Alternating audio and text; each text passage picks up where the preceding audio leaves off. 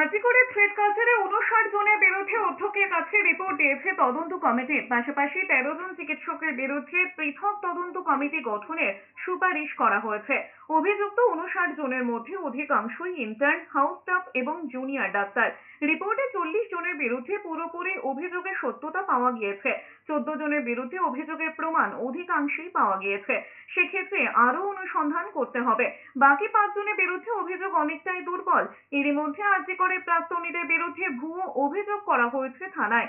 এই নিয়ে অভিযোগ জানাতে টানা থানায় গিয়েছেন আজিকরের প্রাক্তনীরা।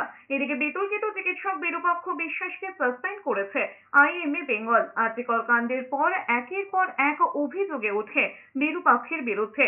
স্বাস্থ্য দপ্তর, রাজ্য মেডিকেল কাউন্সিলের পর সাসপেন্ড করেছে আইএমএ বেঙ্গল। চিকিৎসকের দেহ উদ্ধারের দিন আজিকর মেডিকেল কলেজে ছিলেন বিরূপাক্ষ। ইতিমধ্যে আজিকর কাণ্ডে বিরূপাক্ষকে জেরা করেছে কেন্দ্রীয় এজেন্সি।